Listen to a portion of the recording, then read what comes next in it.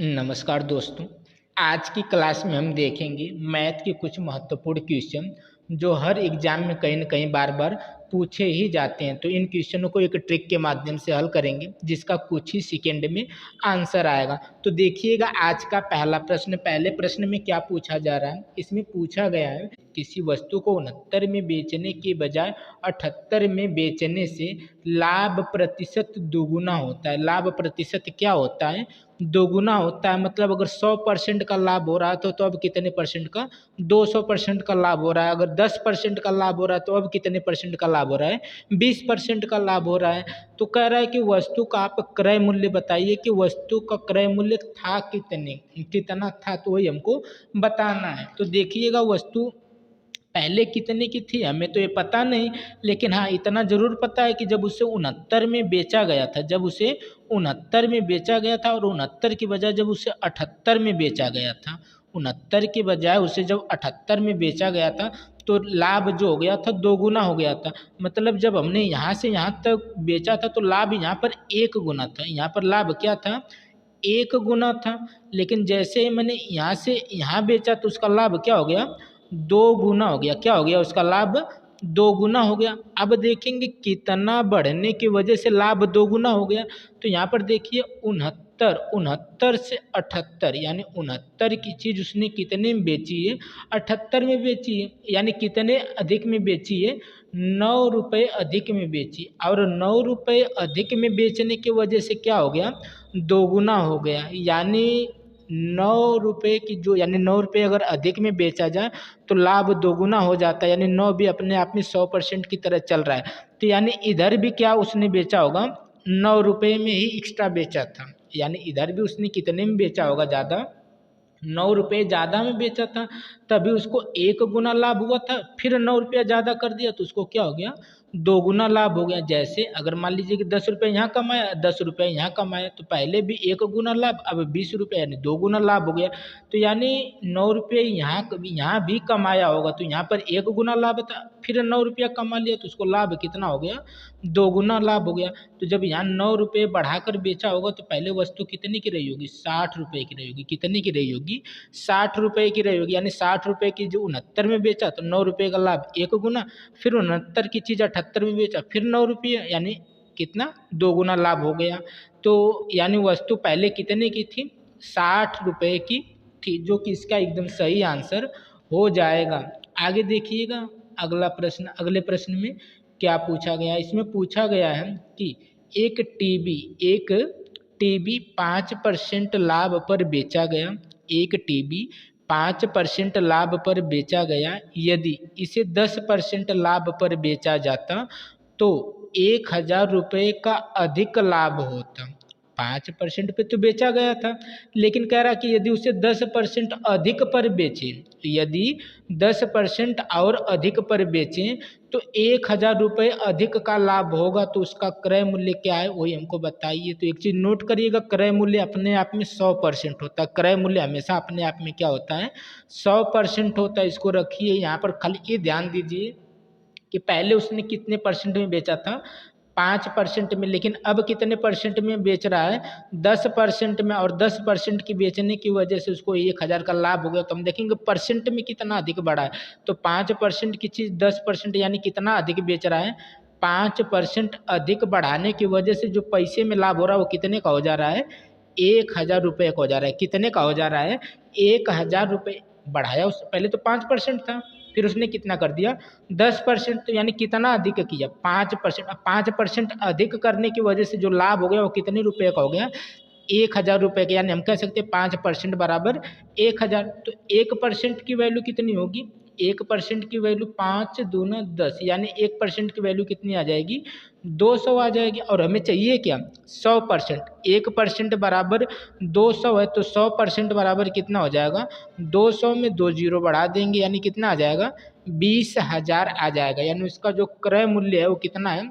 20,000 है, जो कि इसका एकदम सही आंसर हो जाएगा। आगे देखिएगा अगले प्रश्न में क्या पूछा गया है? इसमें पूछा गया है कि सपना ने एक साइकिल 1,000 रुपये में खरीदी और उसे 1,200 रुपये में बेची। 1,000 रुपये में खरीदी और उसे 1,200 रुपये में बेची तो उसे कितने प्रतिशत का लाभ हुआ यही बताना है। तो उसने वस्तु यानी साइकिल खरीदी कितने की थी, 1,000 रुपये की, और इसे बेची कितने में है, 1,200 रुपये में बेची। कितने में बेची है, 1,200 रुपये में। अगर रुपये में देखा जाए तो इसे कितने का लाभ हुआ है, 200 रुपये का लाभ हुआ। लेकिन रुपये में नहीं पूछ रहा, इसी चीज़ को वो प्रतिशत में पूछ रहा है।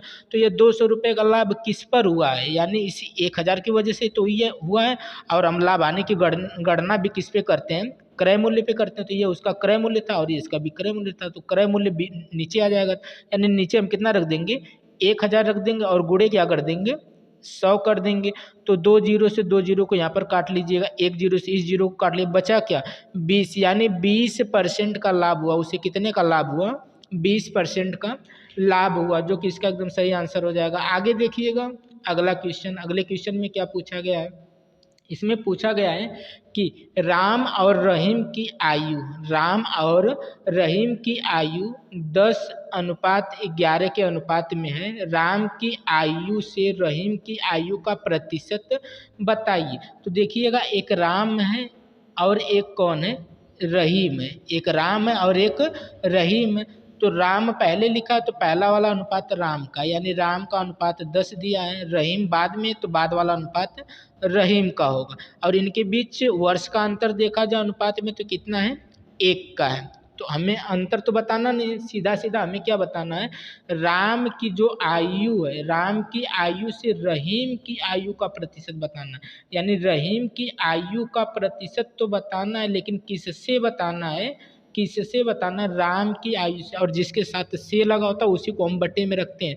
तो यहाँ पे तुलना साफ साफ किया कि राम की आयु से जिससे तुलना की जाती है और जिसके साथ से लगा होता है वही चीज़ बटे में जाती है। तो बटे में कितना आ जाएगा, 10, यानी राम की आयु बटे में आ जाएगी। अब प्रतिशत है तो गुणे क्या कर देंगे, 100 कर देंगे। जीरो से जीरो क्या होगा, कट जाएगा। 11 गुणे 10 करेंगे तो कितना आएगा, 110%, जो कि इसका एकदम सही आंसर हो जाएगा। आगे देखिएगा अगला प्रश्न। अगले प्रश्न में क्या पूछा गया, इसमें पूछा गया है कोई धनराशि ए और बी के बीच, कोई धनराशि ए और बी के बीच 5:6 के अनुपात में, 5 और 6 के अनुपात में वितरित की जाती है। यदि बी को 360 रुपये मिले तो धनराशि क्या थी, यही बताना है। तो देखिएगा, एक ए था और एक क्या था, बी था। ए को जो राशि मिली है 5 के अनुपात में, और जो बी को राशि मिली है किस अनुपात में, 6 के अनुपात में मिली है। लेकिन बाद में बता भी दिया कि जो बी को राशि मिली वो कितना मिली है, 360 मिली है। यानी इस 6 अनुपात, जो इसका 6 अनुपात है, इसके बराबर उसने कितना बता दिया है, 360 बता दिया। अब देखेंगे 6 की चीज़ को 360 यानी कितना गुना बताया, तो 6 6 के 36, यानी 60 गुना ज़्यादा बताया। कितना गुना ज़्यादा बताया है, 60 गुना ज़्यादा बताया है। तो इसका भी हम क्या कर देंगे, 60 गुना ज़्यादा करेंगे। 60 गुना ज़्यादा करेंगे तो 6 5 30, यानी ए को जो राशि मिली है 300 और जो बी को राशि मिली वो कितना मिली है, 360। अगर दोनों को जोड़ दें तो कुल राशि आ जाएगी, दोनों को जोड़ेंगे तो कितना हो जाएगा, 660। यानी कुल राशि कितनी थी, 660, जो कि इसका एकदम सही आंसर हो जाएगा। आगे देखिएगा अगला प्रश्न। अगले प्रश्न में क्या पूछा गया है, इसमें पूछा गया है किसी वस्तु का बिक्री मूल्य उसके लागत मूल्य का, किसी वस्तु का बिक्री मूल्य उसके लागत मूल्य का 8/5 है तो लाभ प्रतिशत कितना है बताइए। तो साफ साफ कहा, किसी वस्तु का जो बिक्री मूल्य उसके लागत मूल्य का कितना है, 8/5 है। तो ध्यान दीजिएगा, एक क्या होता है, क्रय मूल्य होता है और एक क्या होता है, विक्रय मूल्य होता है। एक क्या होता है, क्रय मूल्य, और एक क्या होता है, विक्रय मूल्य होता है। यहाँ पे साफ साफ लिखा है कि जो बिक्री मूल्य उसके लागत मूल्य का कितना है, 8/5। और एक चीज़ यहीं पे नोट करिएगा, जो चीज़ बटे में होती है वो हमेशा क्या होती है, टोटल होती है और पहले की होती है। यानी नीचे हमेशा क्रय मूल्य होता है।